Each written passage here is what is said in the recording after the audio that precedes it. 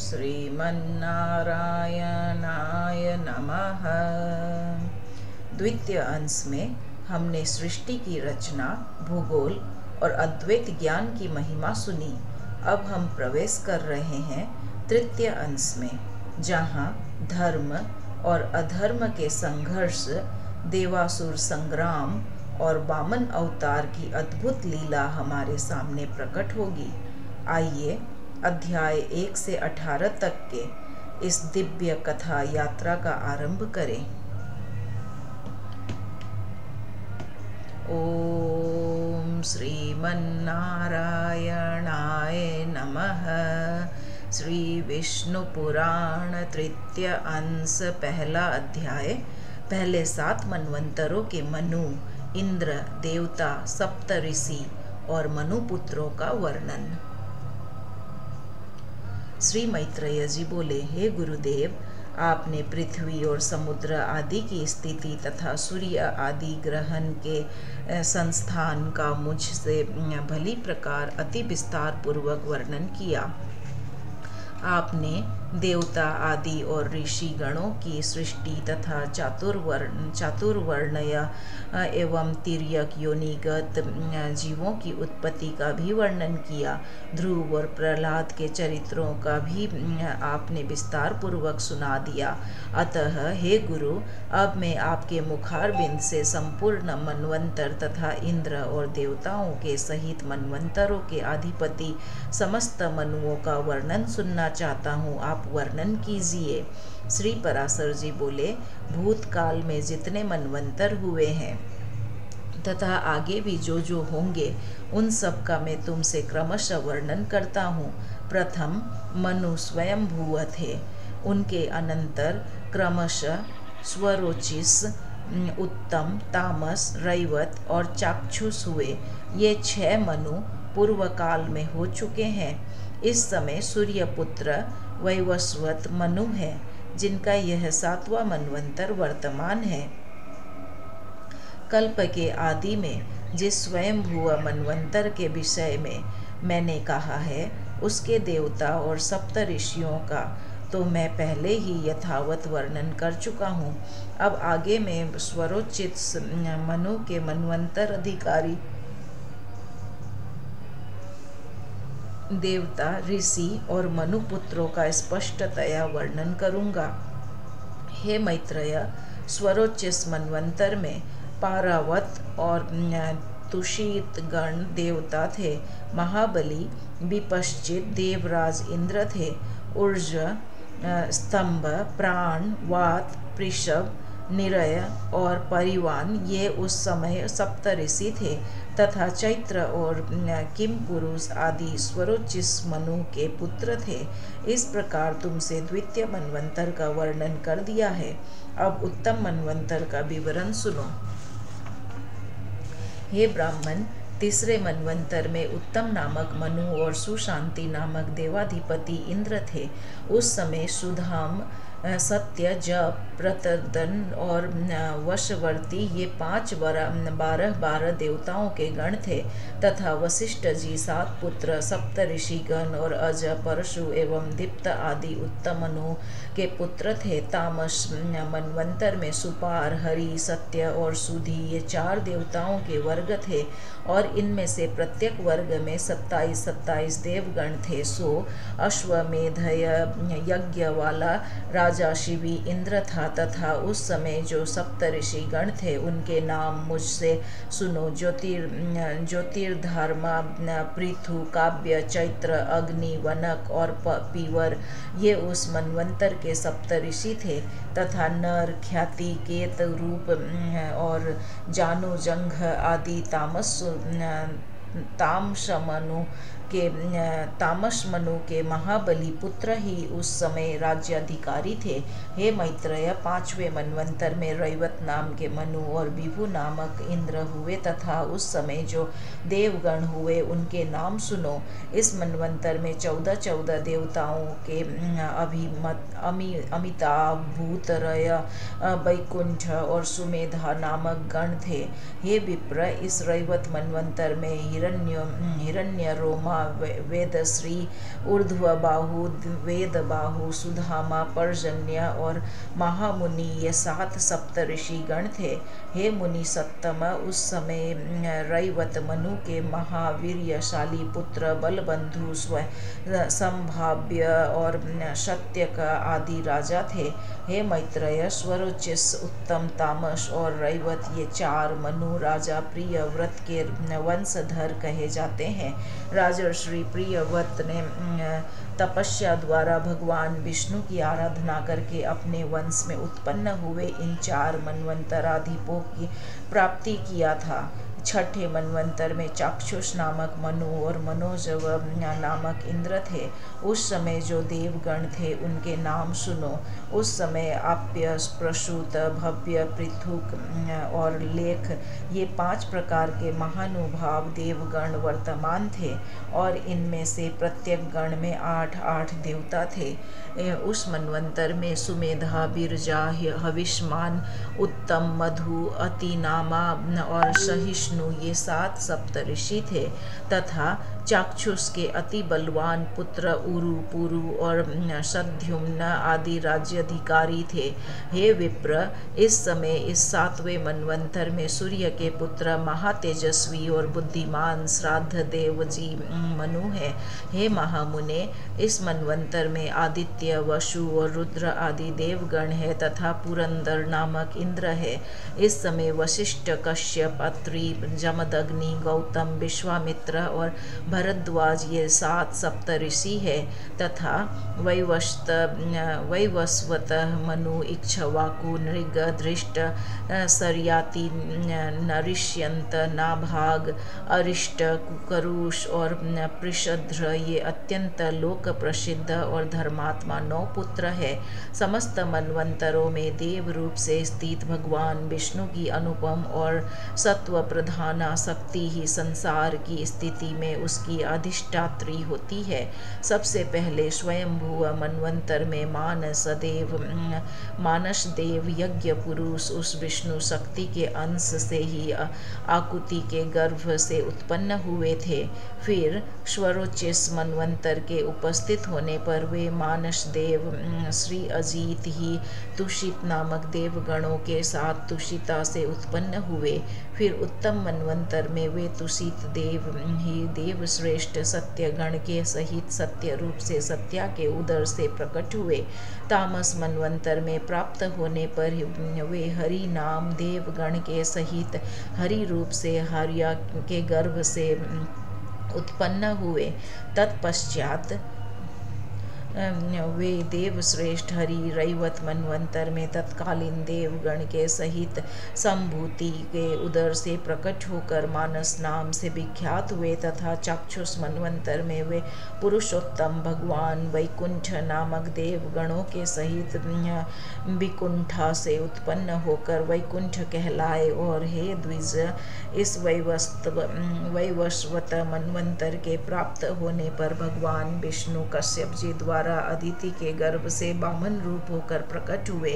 उन महात्मा वामन जी ने अपनी 3 डगों से संपूर्ण लोकों को जीतकर यह निष्कंठक त्रिलोकी की इंद्र को दे दी थी। हे विप्र, इस प्रकार 7 मनवंतरों में भगवान की ये 7 मूर्तियां प्रकट हुई जिनसे भविष्य में संपूर्ण प्रजा की वृद्धि हुई।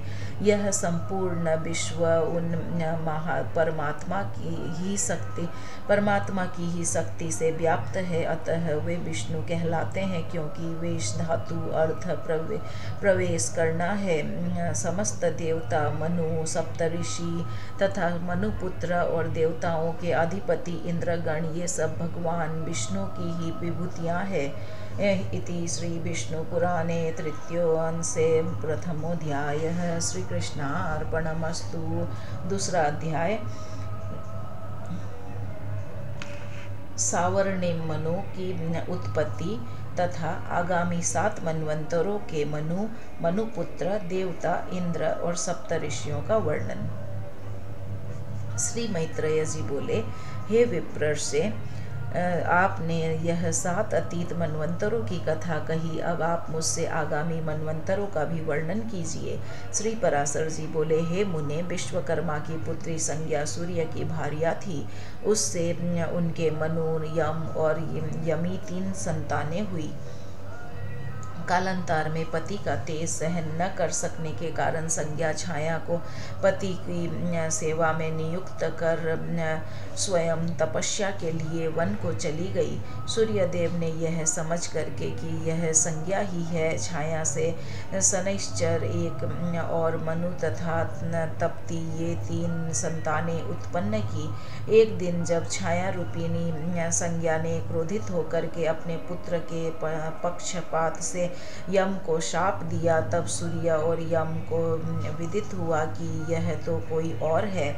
तब छाया के द्वारा ही सारा रहस्य खुल जाने पर सूर्यदेव ने समाधि में स्थित होकर देखा कि संज्ञा घोड़ी का रूप धारण कर वन में तपस्या कर रही है। अतः उन्होंने भी अश्व रूप होकर उससे 2 अश्विनी कुमार और रेत श्राव के अनंतर ही रेवंत को उत्पन्न किया। फिर भगवान सूर्य संज्ञा को अपने स्थान पर ले आए तथा विश्वकर्मा ने उनके तेज को शांत कर दिया। उन्होंने सूर्य को भ्रमी यंत्र सान पर चढ़ाकर उनका तेज छांटा, किंतु वे उस अक्षुण्ण तेज का केवल अष्टमांश ही छीन कर सके। हे मुनि सत्तम, सूर्य के जिस जाज्वल्यमान वैष्णव तेज को विश्वकर्मा ने छांटा था, वह पृथ्वी पर गिरा। उस पृथ्वी पर गिरे हुए सूर्य तेज से ही विश्वकर्मा ने विष्णु भगवान का चक्र, शंकर का त्रिशूल, कुबेर का विमान, कार्तिकेय की शक्ति बनाई तथा अन्य देवताओं को के भी जो शस्त्र थे उन्हें उससे पुष्ट किया। जिस छाया संज्ञा के पुत्र दूसरे मनु का ऊपर वर्णन कर चुके हैं, वह अपने अग्रज मनु का सवर्ण होने से सार्वणी कहलाया। हे महाभाग, सुनो, अब मैं उनके इस सावर्णिक नाम 8वें मनवंतर का जो आगे होने वाला है वर्णन करता हूँ। हे मैत्रेय, यह सावर्णी ही उस समय मनु होंगे तथा सुतप, अमिताभ और मुख्य गण देवता होंगे। उन देवताओं का प्रत्येक गण 20-20 का समूह कहा जाता है। हे मुनि सत्तम, अब मैं आगे होने वाले सप्तऋषि भी बतलाता हूँ। उस समय दीप्तिमान गालव, राम, कृप, द्रोण पुत्र अश्वत्थामा, मेरे पुत्र व्यास और 7वें ऋषि श्रृंग, ये सप्तऋषि होंगे तथा पाताल लोकवासी विरोचन के पुत्र बलि श्री विष्णु भगवान की कृपा से तत्कालीन इंद्र और सावर्णी मनु के पुत्र विरजा, उर्वरीवान एवं निर्मोक आदि तत्कालीन राजा होंगे। हे मुने, 9वें मनु दक्ष सावर्णी होंगे। उनके समय पार, मारीचि, गर्भ और सुधर्मा नामक 3 देव वर्ग होंगे, जिनमें से प्रत्येक वर्ग में 12-12 देवता होंगे। तथा हे द्विज, उनका नायक महापराक्रमी अद्भुत नामक इंद्र होगा। सवन, द्युतिमान, भव्य, वसु, मेधातिथि, ज्योतिष्मान और 7वें सत्य, ये उस समय के सप्तऋषि होंगे। तथा धृत केतु, दीप्ति केतु, पंचहस्त, निरामय और पृथुश्रवा आदि देव ऋषि मनु के पुत्र होंगे। हे मुनि, 10वें मनु ब्रह्मर्षावरणी होंगे। उनके समय सुधामा और विशुद्ध नामक 100 देवताओं के 2 गण होंगे। महाबलवान शांति उनका इंद्र होगा। तथा उस समय जो सप्तऋषि गण होंगे उनके नाम सुनो।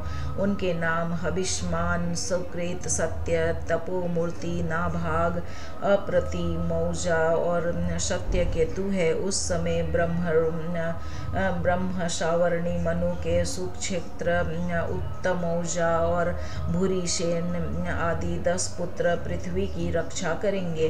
11वां मनु धर्म सावर्णी होगा। उस समय होने वाले देवताओं के विहंगम, काम, गम और निर्वाण रहित नामक मुख्य गण होंगे। इनमें से प्रत्येक में 30-30 देवता रहेंगे और वृष नामक इंद्र होगा। उस समय होने वाले सप्तऋषियों के नाम नीश्वर, अग्नि, तेजा, वपुष्मान, घृणी, आरुणि, हविष्मान और अनघ है तथा धर्म, सावर्णी, मनु के सर्वत्रग, सुधर्मा और देवानिक आदि पुत्र उस समय के राज्याधिकारी पृथ्वीपति होंगे। रुद्रपुत्र सावर्णी 12वां मनु होगा। उसके समय ऋतुधामा नामक इंद्र होगा तथा तत्कालीन देवताओं के नाम ये है, सुनो। हे द्विज, उस समय 10-10 देवताओं के हरित, रोहित, सुमना, सुकर्मा और सुराप नामक 5 गण होंगे। तपस्वी, सुतपा, तपोमूर्ति, तपोरति, तपोधृति, तपोद्युति तथा तपोधन, ये 7 सप्तऋषि होंगे। अब मनुपुत्रों के नाम सुनो। उस समय उस मनु के देववान, उपदेव और देवश्रेष्ठ आदि महावीर्यशाली पुत्र तत्कालीन सम्राट होंगे। हे मुने, 13वां रुचि नामक मनु होगा। इस मनवंतर में सुत्रामा, सुकर्मा और सुधर्मा नामक देवगण होंगे। इनमें से प्रत्येक में 33-33 देवता रहेंगे तथा महाबलवान दिवसपति उनका इंद्र होगा। निर्मोह, तत्वदर्शी, निष्प्रकंप, निरुत्सुक, धृतिमान, अव्यय और सुतपा, ये तत्कालीन सप्तऋषि होंगे। अब मनुपुत्रों के नाम भी सुनो। उस मनवंतर में चित्रसेन और विचित्र आदि मनुपुत्र राजा होंगे। हे मैत्रेय, 14वां मनु भौम होगा। उस समय सूची नामक इंद्र और 5 देवगण होंगे। उनके नाम सुनो। वे चाक्षुष, पवित्र, कनिष्ठ, भ्राजिक और वाचावृद्ध नामक देवता हैं। अब तत्कालीन सप्तऋषियों के नाम भी सुनो। उस समय अग्निबाहु, शुचि, शुक्र, मागध, अग्निद्र, युक्त और जीत, ये सप्तऋषि होंगे। अब मनुपुत्रों के विषयों में सुनो। हे मुनि शार्दुल कहते हैं, उस मनु के उरु और गंभीर, बुद्धि आदि पुत्र होंगे जो राज्याधिकारी होकर पृथ्वी का पालन करेंगे। प्रत्येक चतुर्युग के अंत में वेदों का लोप हो जाता है। उस समय सप्तऋषि गण ही स्वर्गलोक से पृथ्वी में अवतीर्ण होकर उनका प्रचार करते हैं। प्रत्येक सतयुग के आदि में मनुष्यों की धर्म मर्यादा स्थापित करने के लिए स्मृति शास्त्र के रचयिता मनु का प्रादुर्भाव होता है और उस मनवंतर के अंत पर्यंत तत्कालीन देवगण यज्ञ भागों को भोगते हैं तथा मनु के पुत्र और उनके वंशधर मनवंतर के अंत तक पृथ्वी का पालन करते रहते हैं। इस प्रकार मनु, सप्तऋषि, देवता, इंद्र तथा मनुपुत्र राजागण ये प्रत्येक मनवंतर के अधिकारी होते हैं। हे द्विज, इन 14 मनवंतरों के बीच जाने पर 1 सहस्र युग रहने वाला कल्प समाप्त हुआ कहा जाता है। हे साधु श्रेष्ठ, फिर इतने ही समय की रात्रि होती है। उस समय ब्रह्म रूपधारी श्री विष्णु भगवान प्रलयकालीन जल के ऊपर शेष सैया पर शयन करते हैं। हे विप्र, तब आदिकर्ता, सर्वव्यापक, सर्वभूत भगवान जनार्दन संपूर्ण त्रिलोकी का ग्रास कर अपनी माया में स्थित रहते हैं। फिर प्रलय रात्रि का अंत होने पर प्रत्येक कल्प के आदि में अव्ययात्मा भगवान जागृत होकर रजोगुण का आश्रय कर सृष्टि की रचना करते हैं। हे द्विज श्रेष्ठ, मनुपुत्र राजागण, इंद्र, देवता तथा सप्तऋषि ये सब जगत का पालन करने वाले भगवान के सात्विक अंश है। हे मैत्रेय, स्थिति कारक भगवान विष्णु चारों युगों में जिस प्रकार व्यवस्था करते हैं सुनो। समस्त प्राणियों के कल्याण में तत्पर वे सर्वभूतात्मा सतयुग में कपिल आदि रूप धारण कर परम ज्ञान का उपदेश करते हैं। त्रेता युग में वे सर्वसमर्थ प्रभु चक्रवर्ती भूपाल होकर दुष्टों का दमन करके त्रिलोकी की रक्षा करते हैं। तदंतर द्वापर युग में वे वेद व्यास रूप हो धारण कर एक वेद के 4 विभाग करते हैं और सैकड़ों शाखाओं में बांटकर उसका बहुत विस्तार कर देते हैं। इस प्रकार द्वापर में वेदों का विस्तार कर कलयुग के अंत में भगवान कल की रूप धारण कर दुराचारी लोगों को सन्मार्ग में प्रवृत्त करते हैं। इसी प्रकार अनंतात्मा प्रभु निरंतर इस संपूर्ण जगत के उत्पत्ति, पालन और नाश करते रहते हैं।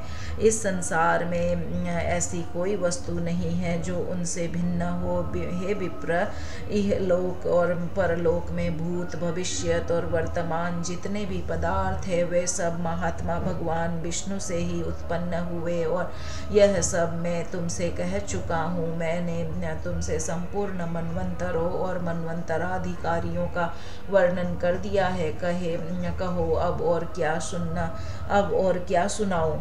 इति श्री विष्णु पुराणे तृतीयांशे द्वितीयोऽध्यायः। श्री कृष्णार्पणमस्तु। तीसरा अध्याय चतुर्युगानुसार भिन्न भिन्न व्यासों के नाम तथा ब्रह्म ज्ञान के महात्म्य का वर्णन। श्री मैत्रेय जी बोले, हे भगवान, आपके कथन से मैं यह जान गया कि किस प्रकार यह संपूर्ण जगत विष्णु रूप है, विष्णु में ही स्थित है, विष्णु से ही उत्पन्न हुआ है तथा विष्णु से अतिरिक्त और कुछ भी नहीं है।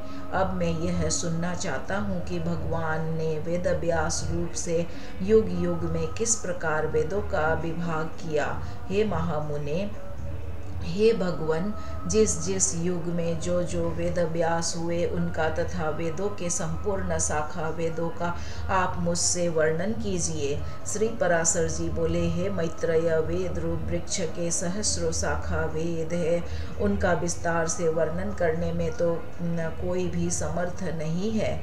अतः संक्षेप से सुनो हे महामुने।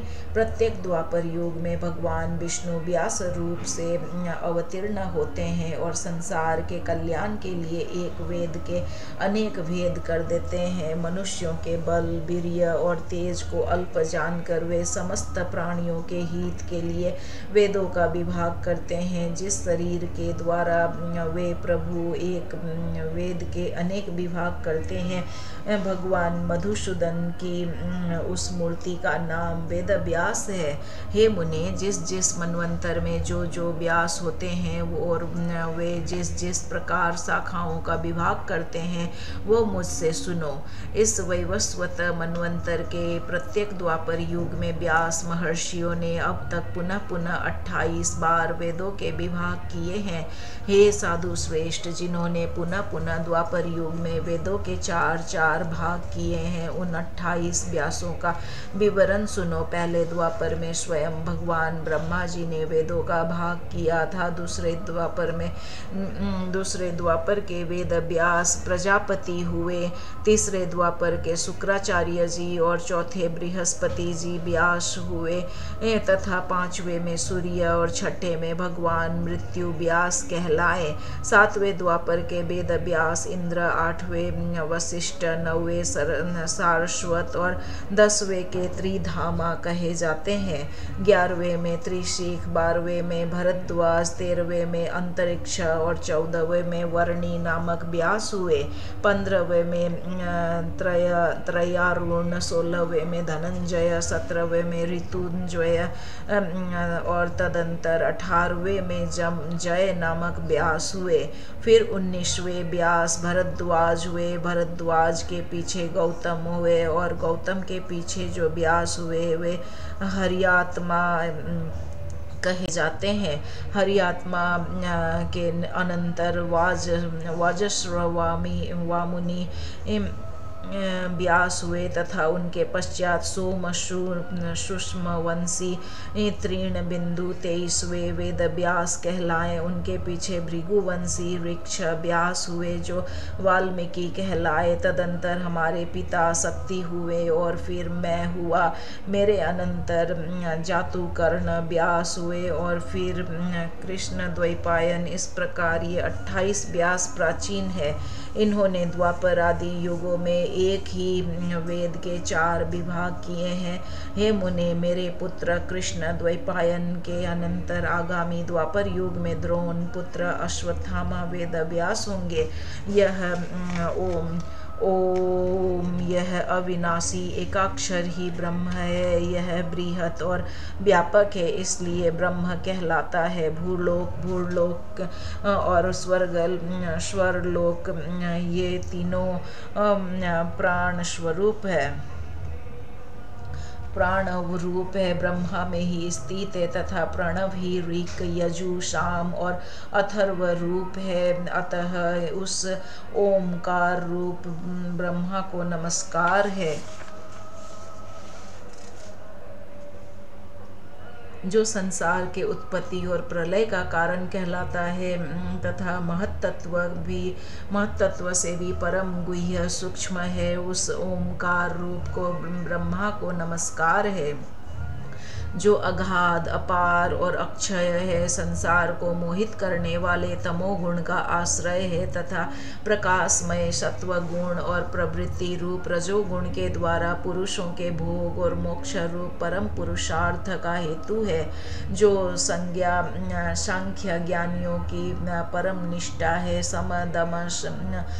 समदमशालियों का गंतव्य स्थान है, जो अव्यक्त और अविनाशी है तथा जो सक्रिय ब्रह्म होकर भी सदा रहने वाला है, जो स्वयंभू प्रधान और अंतर्यामी कहलाता है तथा जो अविभाग दीप्तिमान अक्षय और अनेक रूप है, और जो परमात्मा स्वरूप भगवान वासुदेव का ही रूप प्रतीक है। उस ओमकार रूप पर ब्रह्मा को सर्वदा बारंबार नमस्कार है। यह ओमकार रूप ब्रह्म अभिन्न होकर भी आकार, ओकार और मकार रूप से 3 भेदों वाला है। यह समस्त वेदों में अभिन्न रूप से स्थित है, तथापि वेद बुद्धि से भिन्न भिन्न प्रतीत होता है। वह सर्वात्मा ऋंगमय, साममय और यजुर्मय है तथा ऋग यजु शाम का सार रूप वह ओमकार ही सब शरीरधारियों का आत्मा है। वह वेदमय ही है, वही वेदादि रूप से भिन्न हो जाता है और वही अपने वेद रूप को नाना शाखाओं में विभक्त करता है तथा वह असंग भगवान ही समस्त शाखाओं का रचयिता और उनका ज्ञान स्वरूप है। इति श्री विष्णु पुराणे तृतीयांशे तृतीयोध्याय। श्री कृष्णार्पणमस्तु। चौथा अध्याय ऋग्वेद की शाखाओं का विस्तार। श्री पराशर जी बोले, सृष्टि के आदि में ईश्वर से आविर्भूत वेद ऋक यजु आदि 4 पादों से युक्त और एक लक्ष्य मंत्र वाला था। उसी से समस्त कामनाओं को देने वाले अग्निहोत्र आदि 10 प्रकार के यज्ञों का प्रचार हुआ। तदंतर 28वें द्वापर युग में मेरे पुत्र कृष्ण द्वैपायन ने इस चतुष्पाद युक्त एक ही वेद के 4 भाग किए। परम बुद्धिमान वेद व्यास ने उनका जिस प्रकार विभाग किया है, ठीक उसी प्रकार अन्य वेद व्यासों ने तथा मैंने भी पहले किया था। अतः हे द्विज, समस्त चतुर्युगों में इन्हीं शाखा वेदों से वेद का पाठ होता है, ऐसा जाने। भगवान कृष्ण द्वैपायन को तुम साक्षात नारायण ही समझो, क्योंकि हे मैत्रेय, संसार में नारायण के अतिरिक्त और कौन महाभारत का रचयिता हो सकता है। हे मैत्रेय, द्वापर युग में मेरे पुत्र महात्मा कृष्ण द्वैपायन ने जिस प्रकार वेदों का विभाग किया था वह यथावत सुनो। जब ब्रह्मा जी की प्रेरणा से व्यास जी ने वेदों का विभाग करने का उपक्रम किया तो उन्होंने वेद का अंत तक अध्ययन करने में समर्थ 4 ऋषियों को शिष्य बनाया। उनमें से उन उन महामुनि ने पैल को ऋग्वेद, वैशंपायन को यजुर्वेद और जैमिनी को सामवेद पढ़ाया तथा उन मतिमान व्यास जी का सुमंतु नामक शिष्य अथर्ववेद का ज्ञाता हुआ। इनके सिवा सूत जातीय महाबुद्धिमान रोमहर्षण को महामुनि व्यास जी ने अपने इतिहास और पुराण के विद्यार्थी रूप से ग्रहण किया। पूर्व काल में यजुर्वेद एक ही था, उसके उन्होंने 4 विभाग किए, अतः उसमें चातुर्होत्र की प्रवृत्ति हुई और इस चातुर्होत्र विधि से ही उन्होंने यज्ञानुष्ठान की व्यवस्था की। व्यास जी ने यजु से अर्धवर यु के ऋक् से होता के, साम से उद्गाता के तथा अथर्ववेद से ब्रह्मा के कर्म की स्थापना की। तदंतर उन्होंने ऋक् तथा यजु श्रुतियों का उद्धार करके ऋग्वेद एवं यजुर्वेद की और साम श्रुतियों से सामवेद की रचना की। हे मैत्रेय, अथर्ववेद के द्वारा भगवान व्यास जी ने संपूर्ण राजकर्म और ब्रह्मत्व की यथावत व्यवस्था की। इस प्रकार व्यास जी ने वेद रूप एक वृक्ष के 4 विभाग कर दिए। फिर विभक्त हुए उन चारों से वेद रूपी वृक्षों का वन उत्पन्न हुआ। हे विप्र, पहले पैल ने ऋग्वेद रूप वृक्ष के 2 विभाग किए और उन दोनों शाखाओं को अपने शिष्य इंद्र, प्रमिति और वास्कल को पढ़ाया। फिर वास्कल ने भी अपनी शाखा के 4 भाग किए और उन्हें बोध्य आदि अपने शिष्यों को दिया। हे मुने, वास्कल की शाखा की उन 4 प्रति शाखाओं को उनके शिष्य बोध्य, अग्निमाढ़क, याज्ञवल्क्य और पराशर ने ग्रहण किया। हे मैत्रेय जी, इंद्र प्रमिति ने अपनी प्रति शाखा को अपने पुत्र महात्मा मांडुक्य को पढ़ाया। इस प्रकार शिष्य प्रशिष्य क्रमशः उस शाखा का उनके पुत्र और शिष्यों में प्रचार हुआ। इस शिष्य परंपरा से ही शाक्य वेद मित्र ने उस संहिता को पढ़ा जो और उसको 5 अनुशाखाओं में विभक्त कर अपने 5 शिष्यों को पढ़ाया। उसके जो 5 शिष्य थे उनके नाम सुनो। हे मैत्रेय, वे मुद्गल, गोमुख, वात्स्य और शाल्य तथा 5वें महामती शरीर थे। हे मुनि सत्तम, उनके एक दूसरे शिष्य शाक पूर्ण ने 3 वेद संहिताओं की तथा चौथे एक निरुक्त ग्रंथ की रचना की। उन संहिताओं का अध्ययन करने वाले उन शिष्य महामुनि क्रौंच, वैतालिक और बलाक थे तथा निरुक्त का अध्ययन करने वाले एक चौथे शिष्य वेदांग के प्रतिशाखाओं से अनुशाखाओं की उत्पत्ति हुई। हे द्विजोत्तम, वास्कल ने और भी 3 संहिताओं की रचना की। उनके उन संहिताओं को पढ़ने वाले शिष्य कालायनी, गार्ग्य तथा कथाजव थे। इस प्रकार जिन्होंने संहिताओं की रचना की वे ब्रह्मवृक्ष कहलाए। इति श्री विष्णु पुराणे तृतीयांशे चतुर्थोऽध्यायः। श्री कृष्णार्पणमस्तु। 5वां अध्याय शुक्ल यजुर्वेद तथा तैत्तरीय यजु शाखाओं का वर्णन। श्री पराशर जी बोले, हे महामुने, व्यास जी के शिष्य वैशंपायन यजुर्वेद रूपी वृक्ष की 27 शाखाओं की रचना की और उन्हें अपने शिष्यों को पढ़ाया तथा शिष्यों ने भी क्रमशः ग्रहण किया। हे द्विज, उनका एक परम धार्मिक और सदैव गुरु सेवा में तत्पर रहने वाला शिष्य ब्रह्मरात का पुत्र याज्ञवल्क्य था। ये एक समय समस्त ऋषिगण मिलकर यह नियम किया कि जो कोई महामेरु पर स्थित हमारे इस समाज में सम्मिलित न होगा उसको 7 रात्रियों के भीतर ही ब्रह्म हत्या लगेगी। हे द्विज, इस प्रकार मुनियों ने पहले जिस समय को नियत किया था उसका केवल एक वैशंपायन ही अतिक्रमण कर दिया। इसके पश्चात उन्होंने प्रमादवश पैर से छुए हुए अपने भांजे की हत्या कर दी। तब उन्होंने अपने शिष्यों से कहा, हे शिष्यगण, तुम सब लोग किसी प्रकार का विचार न करके मेरे लिए ब्रह्म हत्या को दूर करने वाला व्रत करो। तब याज्ञवल्क्य बोले, भगवन, ये सब ब्राह्मण अत्यंत निस्तेज है, इन्हें कष्ट देने की क्या आवश्यकता है। मैं अकेला ही इस व्रत का अनुष्ठान करूंगा। इससे गुरु वैशंपायन जी क्रोधित होकर महामुनि याज्ञवल्क्य से कहा, अरे ब्राह्मणों का अपमान करने वाले, तूने मुझ से जो कुछ पढ़ा है वह सब त्याग दे। तू इन समस्त द्विज श्रेष्ठों को निस्तेज बताता है।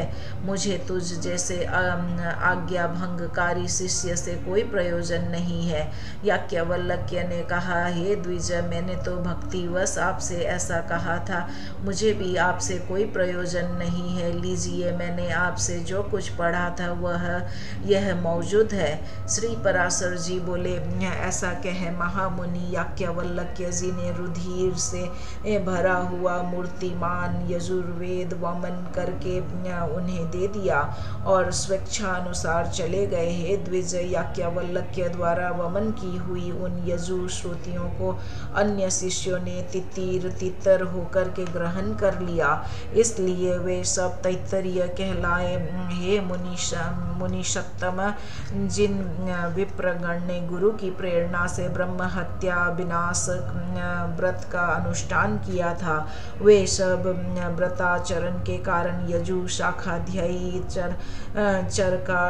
चरकार्ध्यु हुए। तदंतर याज्ञवल्क्य ने भी यजुर्वेद की प्राप्ति की इच्छा से प्राणों का संयम कर संयत चित्त से सूर्य भगवान की स्तुति की। याज्ञवल्क्य जी बोले, अतुलित तेजस्वी मुक्ति के द्वार स्वरूप तथा वेद त्रय रूप तेज संपन्न एवं ऋक यजु तथा साम रूप सविता देव को नमस्कार है, जो अग्नि और चंद्रमा रूप जगत के कारण और सुषुम्न नामक परम तेज को धारण करने वाले हैं। उन भगवान भास्कर को नमस्कार है।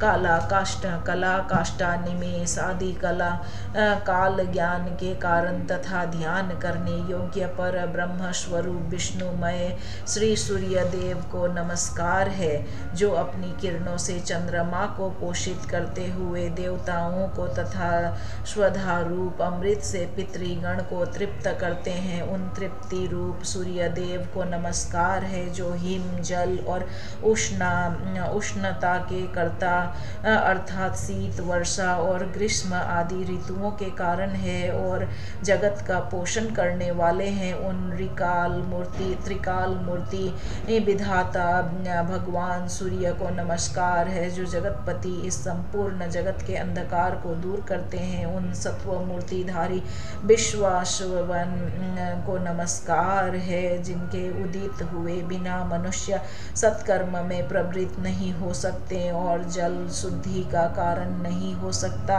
उन भास्वान देव को नमस्कार है, जिनके किरण समूह का स्पर्श होने पर लोक कर्मानुष्ठान के योग्य होता है। उन पवित्रता के कारण शुद्ध स्वरूप सूर्य देव को नमस्कार है। भगवान सविता सूर्य भास्कर और विश्वान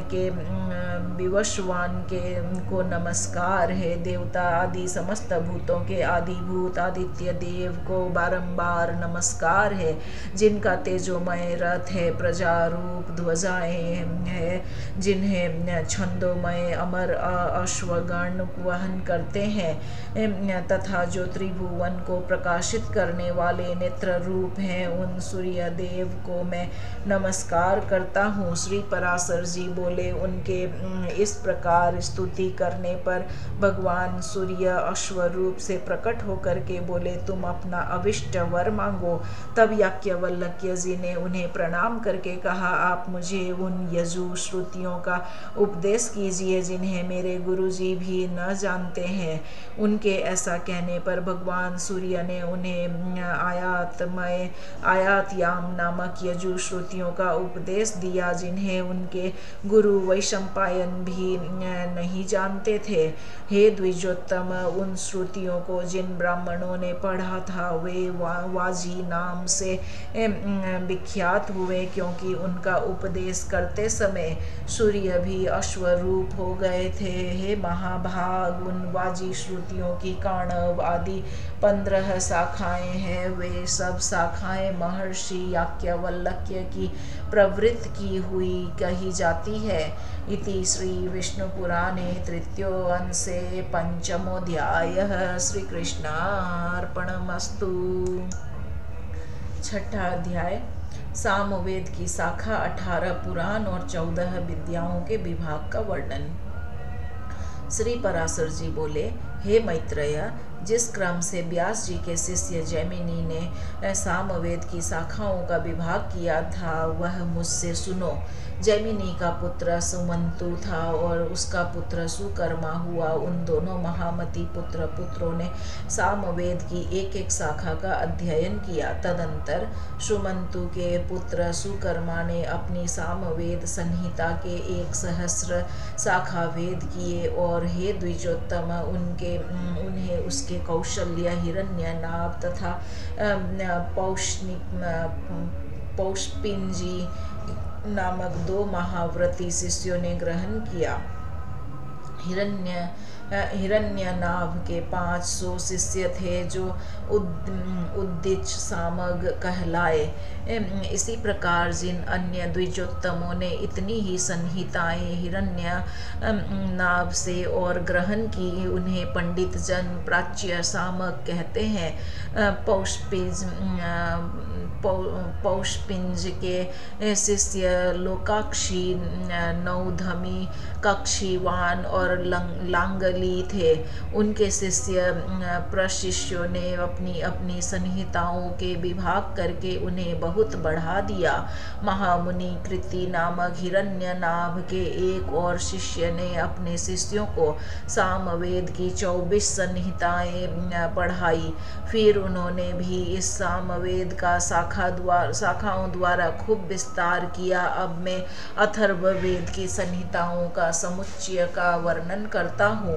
अथर्ववेद को सर्वप्रथम अमित तेजोमय सुमंतु मुनि ने अपने शिष्य कबंद को पढ़ाया था। फिर कबंद ने उसके 2 भाग कर उन्हें देवदर्श और पथ्य नामक अपने शिष्यों को दिया। हे द्विजसत्तम, देवदर्श के शिष्य मेध, ब्रह्म, बलि, शौलक्यानी और पिप्लाद थे। हे द्विज, पथ्य के भी जाबाली, कुमुदादि और शौनक नामक 3 शिष्य थे जिन्होंने संहिताओं का विभाग किया। शौनक ने भी अपनी संहिता के 2 विभाग करके उनमें से एक बभ्रु को तथा दूसरी सैंधव नामक अपने शिष्य को दी। सैंधव से पढ़कर मुंजीकेश ने अपनी संहिता के पहले 2 और फिर 3 इस प्रकार 5 विभाग किए। नक्षत्र कल्प, वेद कल्प, संहिता कल्प, अंगीर संकल्प, सकल्प और शांति कल्प उनके रचे हुए ये 5 विकल्प अथर्ववेद संहिताओं में सर्वश्रेष्ठ है। तदंतर पुराणार्थ विशारद व्यास जी ने आख्यायन, उपाख्यायन, गाथा और कल्प शुद्धि के सहित पुराण संहिता की रचना की। रोमहर्षण सूत व्यास जी के प्रसिद्ध शिष्य थे। महामती व्यास जी ने उन्हें पुराण संहिता का अध्ययन कराया। उन सूत जी के सुमति, अग्निवर्चा, मित्रायु, सांस, पायन, आकृत, व्रण और सावरणी ये 6 शिष्य थे। काश्य काश्यप गोत्रीय, आकृत वर्ण, सावर्णी और शांस पायन, ये तीनों संहिता करता है। उन तीनों संहिताओं की आधार एक रोमहर्षण जी की संहिता है। हे मुने, इन चारों संहिताओं की सारभूत मैंने यह विष्णु पुराण संहिता बनाई है। पुराणज्ञ पुरुष कुल 18 पुराण बतलाते हैं। उन सब में प्राचीनतम ब्रह्म पुराण है। प्रथम पुराण ब्रह्मा है, दूसरा पद्म है, तीसरा वैष्णव, चौथा शैव, पांचवा भागवत, छठा नारदीय और सातवां मार्कंडेय है। इसी प्रकार आठवां आग्नेय, नौवां भविष्य, 10वां ब्रह्म वैवर्त और 11वां पुराण लेंग कहा जाता है तथा 12वां वाराह, 13वां स्कंद, 14वां वामन, 15वां कौर्म तथा इनके पश्चात मात्स्य, गरुड़ और ब्रह्मांड पुराण है। हे महामुने, यही 18 महापुराण है। इनके अतिरिक्त मुनिजनों में और भी अनेक उपपुराण बतलाए हैं। इन सभी में सृष्टि, प्रलय, देवता आदियों की वंश, मनवंतर और भिन्न भिन्न राजवंशों के चरित्रों का वर्णन किया गया है। हे मैत्रेय, जिस पुराण को मैं तुम्हें सुना रहा हूँ वह पद्म पुराण के अनंतर कहा हुआ वैष्णव नामक महापुराण है। हे साधु श्रेष्ठ, इसमें सर्ग, प्रतिसर्ग, वंश और मनवंतर आदि का वर्णन करते हुए सर्वत्र केवल विष्णु भगवान का ही वर्णन किया गया है। 6 वेदांग, 4 वेद, मीमांसा, न्याय, पुराण और धर्मशास्त्र, ये ही 14 विद्याएं हैं।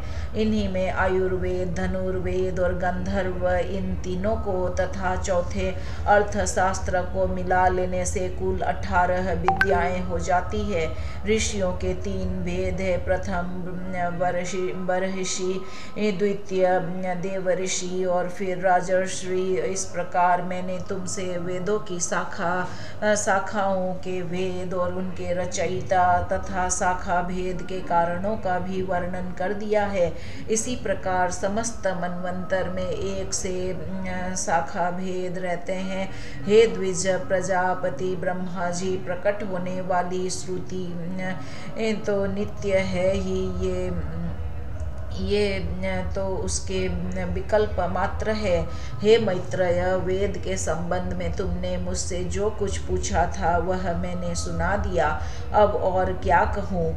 इति श्री विष्णु पुराणे तृतीय अंशे षष्ठोऽध्यायः। श्री कृष्णार्पणमस्तु। 7वां अध्याय यमगीता।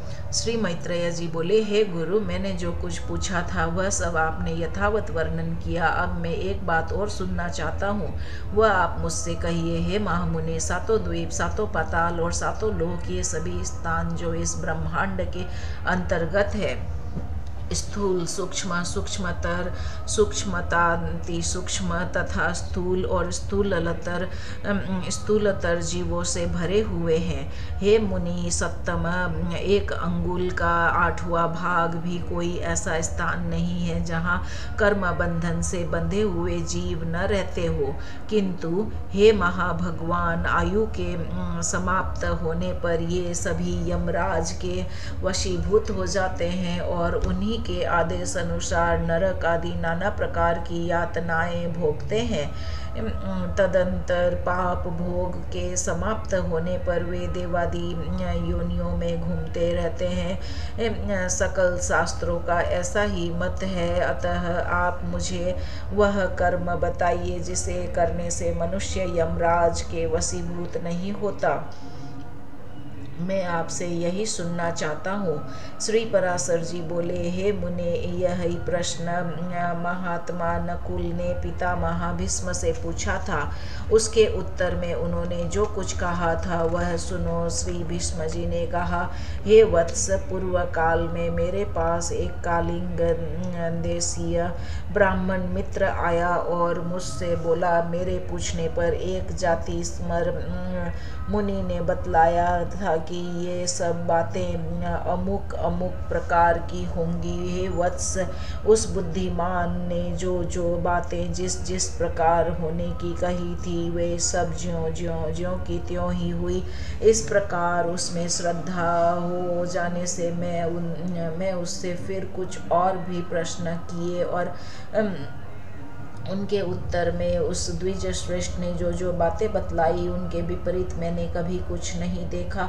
एक दिन जो बात तुम मुझसे पूछते हो वही मैंने उस कालिंग ब्राह्मण से पूछी थी।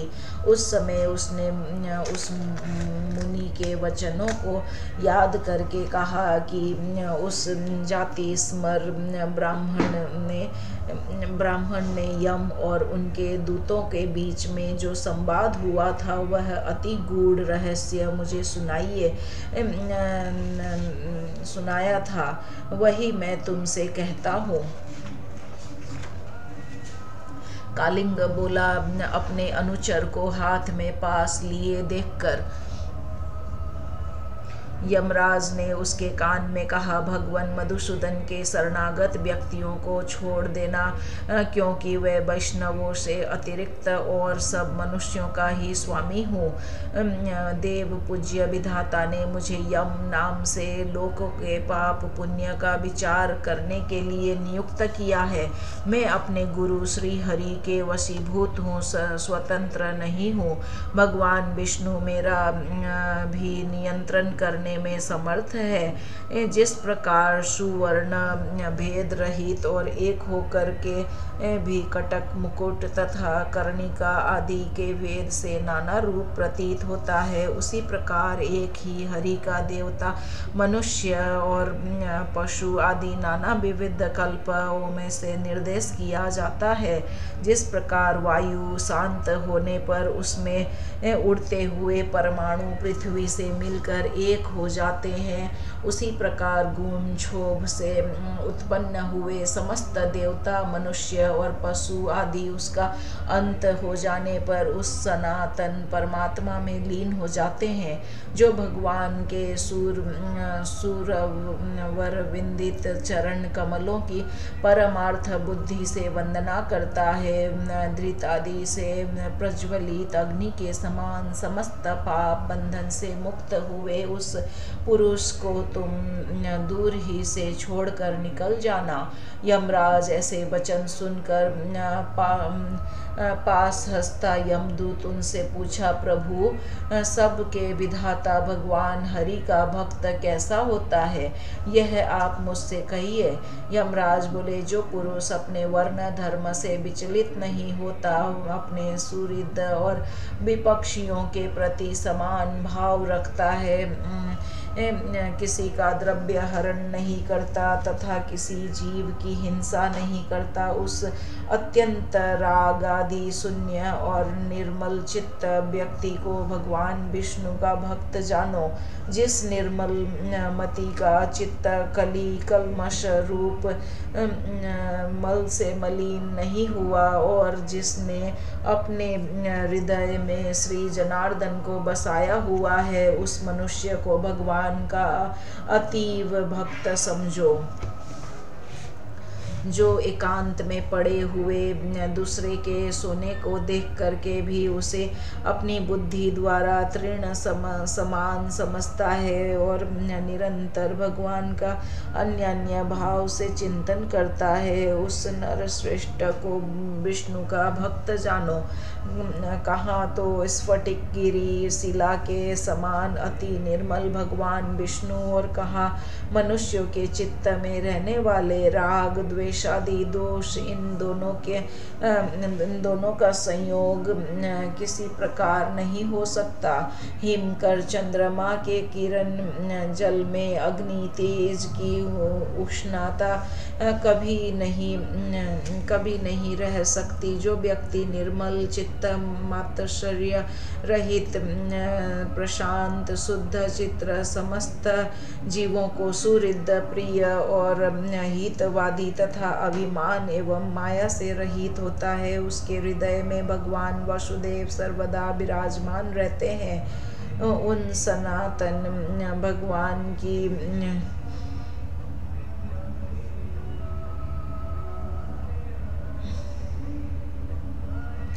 भगवान के हृदय में विराजमान होने पर पुरुष इस जगत में सौम्य मूर्ति हो जाता है। जिस प्रकार नवीन साल वृक्ष अपने सौंदर्य से ही भीतर भरे हुए अति सुंदर पार्थिव रस को बतला देता है। हे दूत, यम और नियम के द्वारा जिनकी पाप राशि दूर हो गई है, जिनका हृदय निरंतर श्री अच्युत में ही आसक्त रहता है तथा जिनमें गर्व, अभिमान और मात्सर्य का लेस भी नहीं है, उन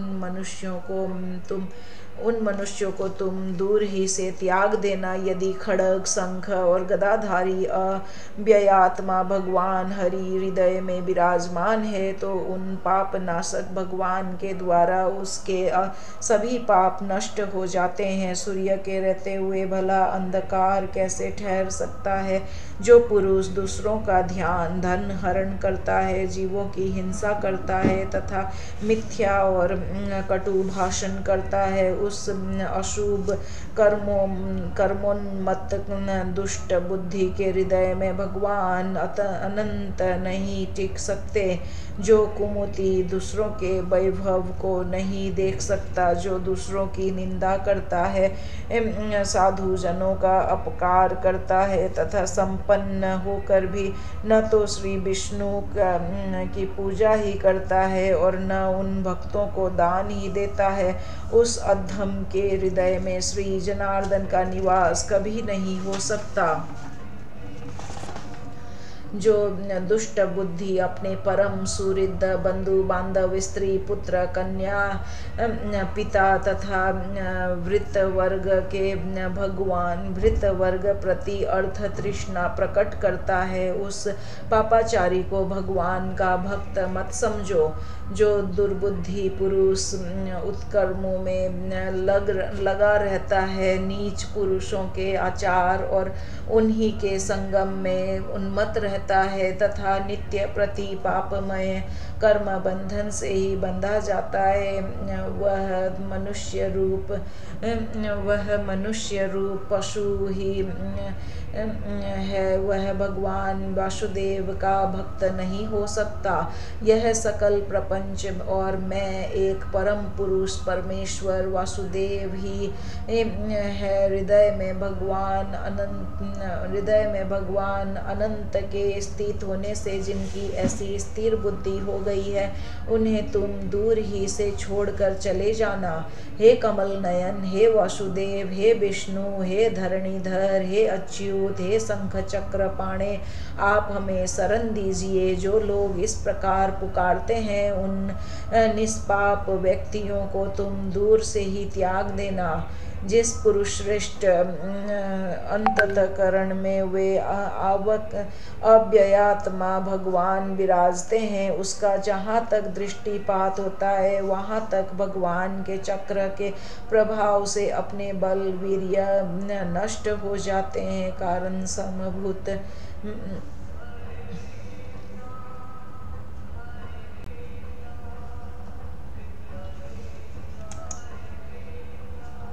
जिस पुरुष श्रेष्ठ के अंतःकरण में वे अव्ययात्मा भगवान विराजते हैं, उसका जहाँ तक दृष्टिपात होता है वहाँ तक भगवान चक्र के प्रभाव से अपने बल वीर्य नष्ट हो जाने के कारण तुम्हारी अथवा मेरी गति नहीं हो सकती। वह महापुरुष तो अन्य वैकुंठ आदि लोकों का पात्र है। कालिंग बोला, हे कुरुवर, अपने दूत को शिक्षा देने के लिए सूर्यपुत्र धर्मराज ने उससे इस प्रकार कहा। मुझसे यह प्रसंग उस जाति स्मर मुनि ने कहा था और मैंने यह संपूर्ण कथा तुमको सुना दी है। श्री भीष्म जी बोले, हे नकुल, पूर्व काल में कालिंग देश में आए हुए उस महात्मा ब्राह्मण ने प्रसन्न होकर मुझे यह सब विषय सुनाया था। वही वत्स, वही संपूर्ण वृत्तांत जिस प्रकार की इस संसार सागर में एक विष्णु भगवान को छोड़कर छोड़कर जीव का और कोई भी रक्षक नहीं है। मैंने ज्यों का त्यों तुम्हें सुना दिया है। जिसका हृदय निरंतर भगवत परायण रहता है उसका यम सम यमदूत यमपाश यमदंड अथवा यम यातना कुछ भी नहीं बिगाड़ सकती।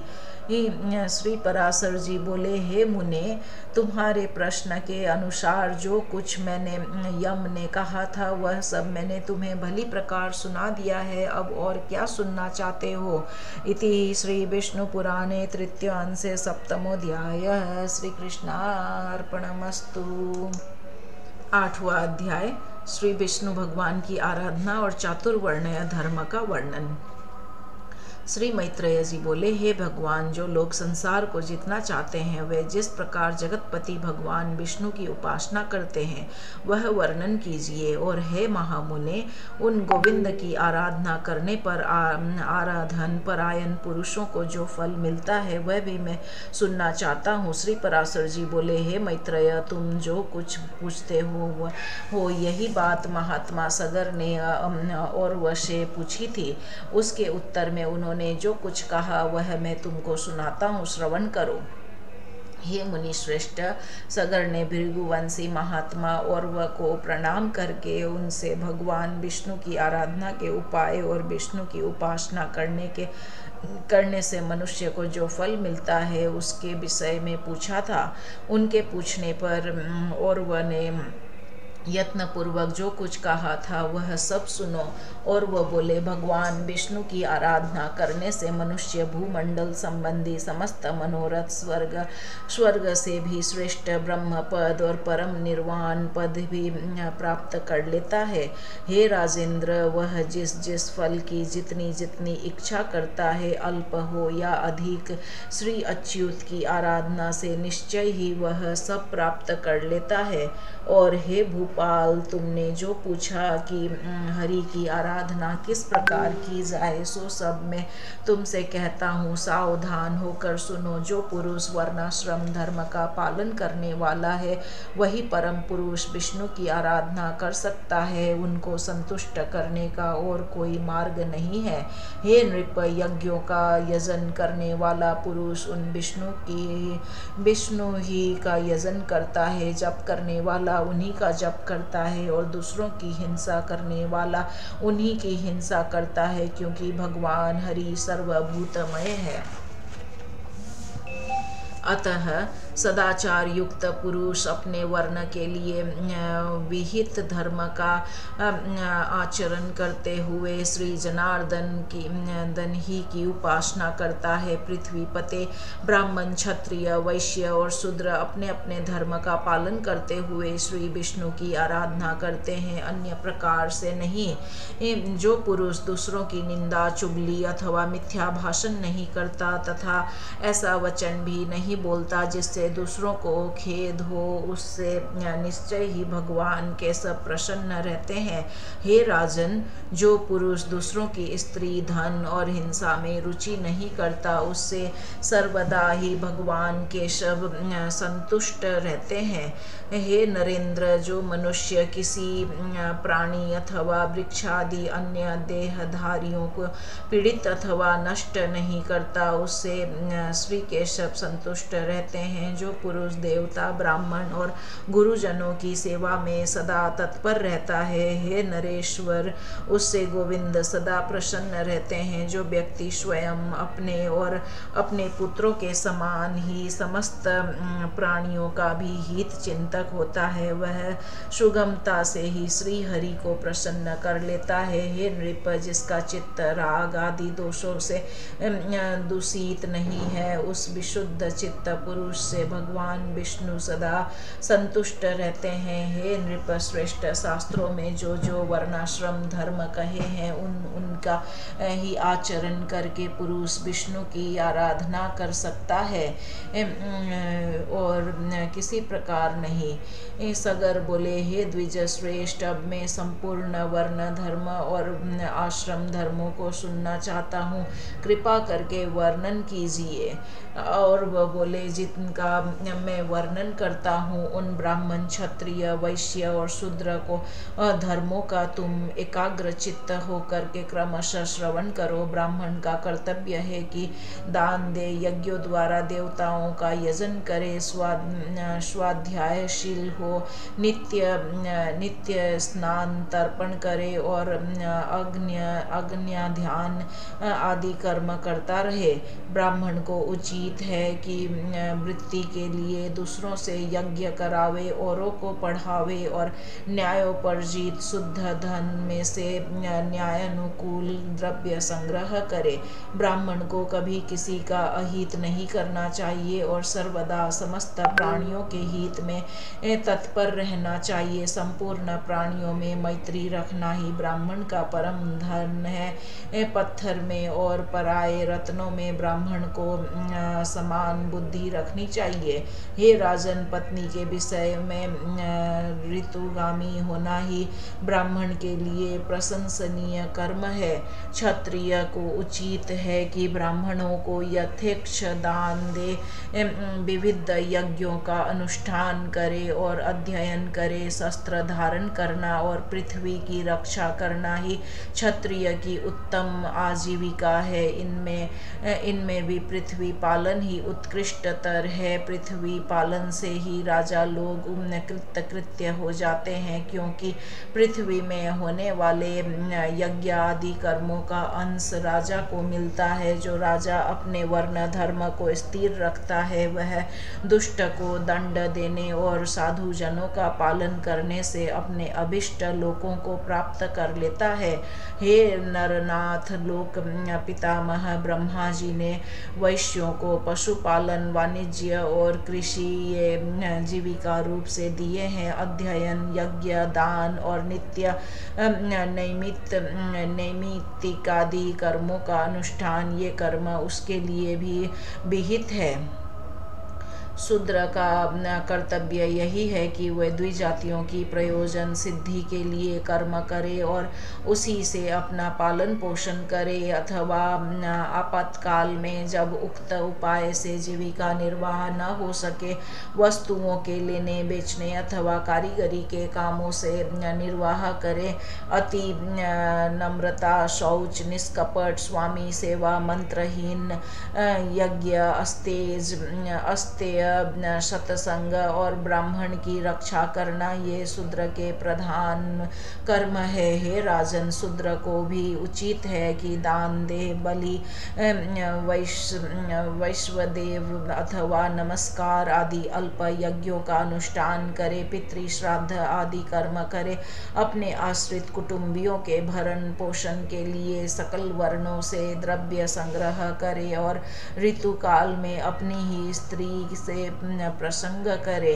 हे नरेश्वर, इनके अतिरिक्त समस्त प्राणियों पर दया, सहनशीलता, अमानिता, सत्य, शौच, अधिक परिश्रम न करना, मंगलाचरण, प्रियवादिता, मैत्री, निष्कामता, अकृपणता और किसी के दोष न देखना, ये समस्त वर्णों के सामान्य गुण है। सब वर्णों के सामान्य लक्षण इसी प्रकार है।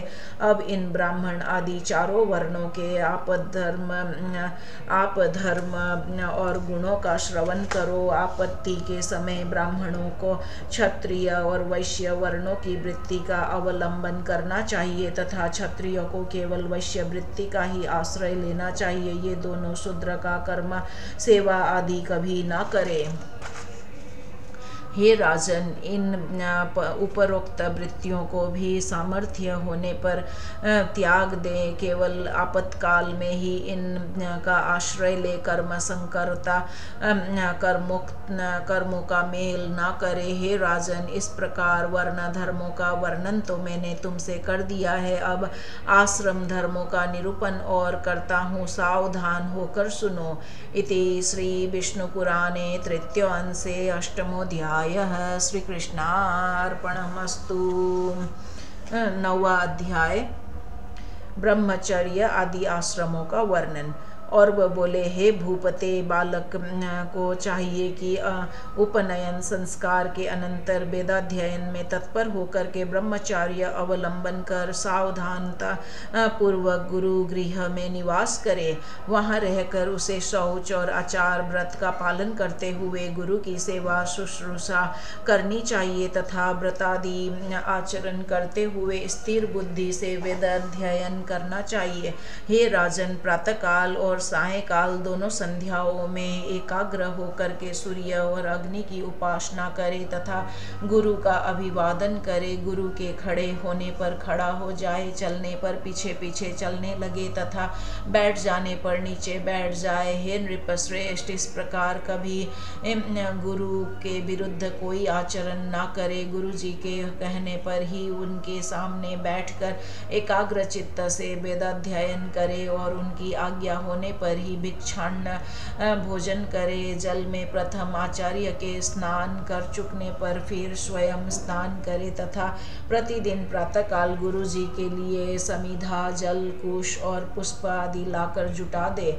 इस प्रकार अपना अभिमत वेद पाठ समाप्त कर चुकने पर बुद्धिमान शिष्य गुरु जी की आज्ञा से उन्हें गुरु दक्षिणा देकर गृहस्थ आश्रम में प्रवेश करे। हे राजन, फिर विधि पूर्वक पानी ग्रहण कर अपनी वर्णानुकूल वृत्ति से द्रव्योपार्जन करता हुआ सामर्थ्य अनुसार समस्त गृह कार्य करता रहे।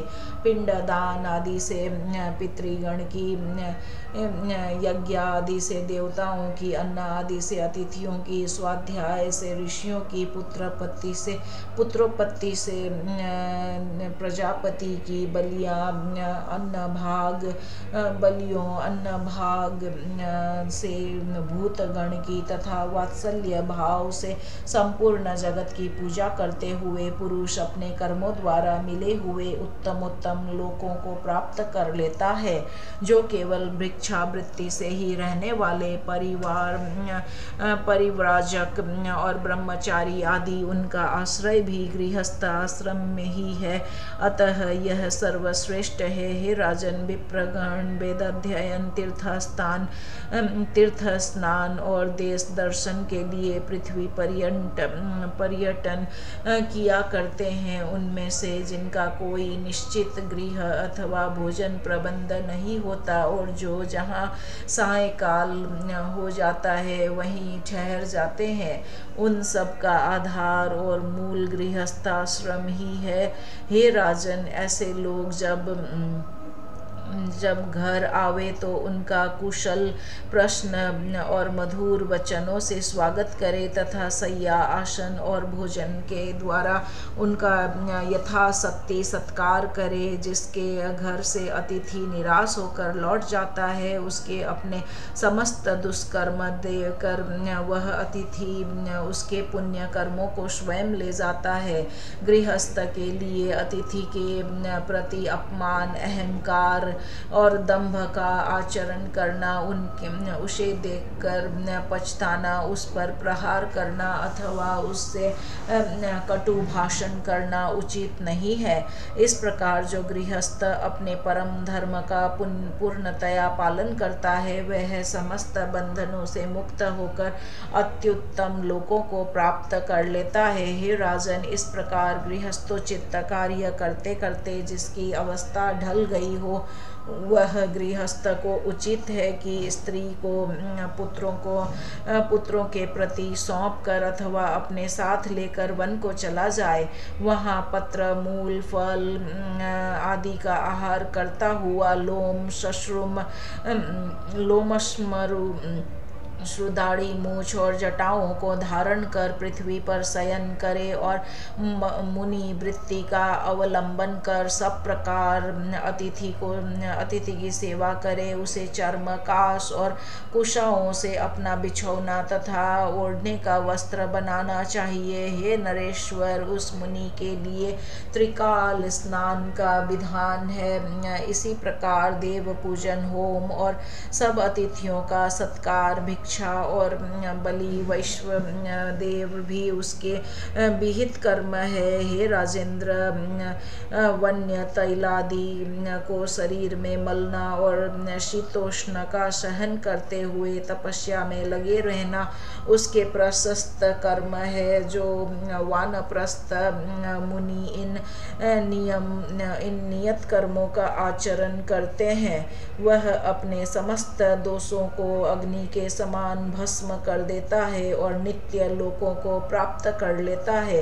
हे नृप पंडित गण, जिस चतुर्थ आश्रम को भिक्षु आश्रम कहते हैं, अब मैं उसके स्वरूप का वर्णन करता हूँ। सावधान होकर सुनो हे नरेंद्र। तृतीय आश्रम है अनंतर पुत्र, द्रव्य और स्त्री आदि के स्नेह को सर्वथा त्याग कर तथा मात्सर्य को छोड़कर चतुर्थ आश्रम में प्रवेश करें।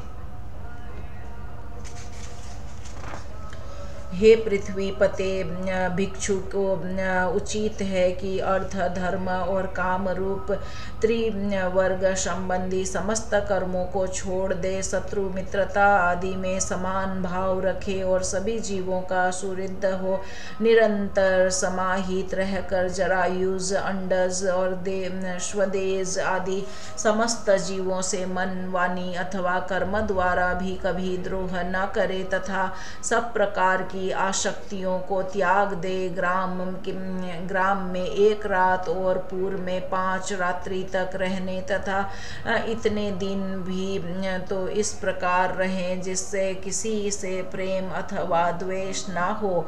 जिस समय घरों में अग्नि शांत हो जाए और लोग भोजन कर चुके, उस समय प्राणाक्षर के लिए उत्तम वर्णों में भिक्षा के लिए जाए। परिव्राजक को चाहिए कि काम, क्रोध तथा दर्प, लोभ और मोह आदि समस्त दुर्गुणों को छोड़कर ममता शून्य होकर रहे। जो मुनि समस्त प्राणियों को अभय दान देकर विचरता है उसको भी किसी से कभी कोई भी भय नहीं होता। जो ब्राह्मण चतुर्थ आश्रम में अपने शरीर में स्थित प्राणादि सहित जठराग्नि के उद्देश्य से अपने मुख में भिक्षान्न रूप हवि से हवन करता है, वह ऐसा अग्निहोत्र करके अग्निहोत्रियों के लोकों को प्राप्त हो जाता है। जो ब्राह्मण ब्रह्मा से भिन्न सभी मिथ्या है, संपूर्ण जगत भगवान का ही संकल्प है, ऐसे बुद्धि योग से युक्त होकर यथा विधि आचरण करता हुआ इस मोक्ष श्रम का पवित्रता और सुखपूर्वक आचरण करता है, वह निरंधन अग्नि के समान शांत हो जाता है और अंत में ब्रह्मलोक को प्राप्त करता है। इति श्री विष्णु पुराणे तृतीयांशे नवमोऽध्याय। श्री कृष्णार्पणमस्तु। हमने इस पार्ट 1 एपिसोड में प्रथम से 9वां अध्याय तक देखा तृतीय अंश का। अब आगे के एपिसोड में हम कंटिन्यू करेंगे 10वें से 18वें अध्याय तक। तब तक के लिए जय हरि, जय श्री कृष्णा। श्री कृष्णार्पणमस्तु।